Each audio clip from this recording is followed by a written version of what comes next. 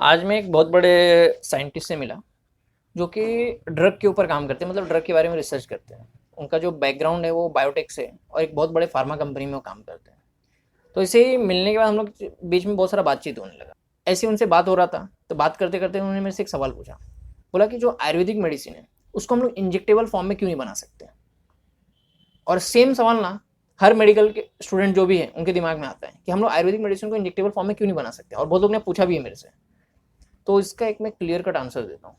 देखो, यहाँ पे बात आता है बेसिक का। जो मॉडर्न मेडिसिन है उसका बेसिक क्या है? सेल। उसका जो ड्रग काम करने का जो तरीका क्या है? ये सेल है, इसके ऊपर कुछ रिसेप्टर्स प्रेजेंट है। ये जो ड्रग दिया जा रहा है ये मॉलिक्यूल है, ये मॉलिक्यूल जाएगा इस रिसेप्टर पे अटैच होगा और इसको एक्टिवेट करेगा। इस तरीके से काम करता है।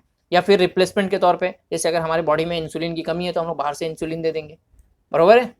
इसी तरीके से काम करता है। मतलब यहाँ पे रिसेप्टर का बहुत बड़ा रोल प्ले होता है। अब वहीं पे अगर आप लोग हमारा मेडिसिन देखोगे तो हमारा मेडिसिन किस पे काम करता है? वात है, पित्त है, कफ है। ड्रग जो है उसमें क्या है? तो ड्रग में रस, वीर्य, विपाक और प्रभाव, इसके मदद से काम करता है। ठीक है। तो रस, वीर्य, विपाक को हम लोग एक्सट्रैक्ट कर सकते हैं? एक्सट्रैक्ट कर सकते हैं? नहीं कर सकते। आप कैसे प्रभाव को एक्सट्रैक्ट करोगे?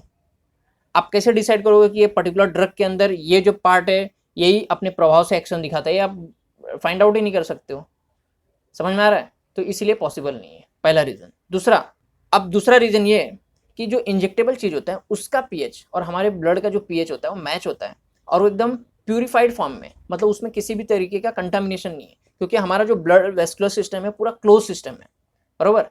हम लोग ओरल रूट से कोई भी मेडिसिन लेते हैं वो हमारे इंटेस्टाइन में जाता है, वहाँ से एब्जॉर्ब होकर ब्लड में जा रहा है, बरोबर है।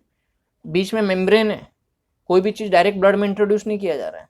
जितना भी आयुर्वेदिक मेडिसिन हम लोग कंज्यूम करेंगे सब कहाँ पे जाएगा? हमारे ओरल रूट से जाएगा, ओरल रूट से इंटेस्टाइन में जाएगा, वहाँ से एब्जॉर्ब होकर फिर वो ब्लड में आएगा। मगर मॉडर्न में कैसा है? जब हम लोग उसको इंजेक्टेबल फॉर्म में दे रहे हैं तो हम लोग ने एक एक चीज़ का ध्यान में रखा है कि इसका पीएच मैच होना चाहिए। ठीक है। बॉडी में जाने के बाद वो बॉडी का जो पीएच है उसको डिस्टर्ब नहीं करना चाहिए, नहीं तो उसका अलग कॉम्प्लिकेशन हो जाएगा। प्लस जो इंजेक्टेबल चीज़ है वो बहुत ही प्यूरिफाइड फॉर्म में होता है।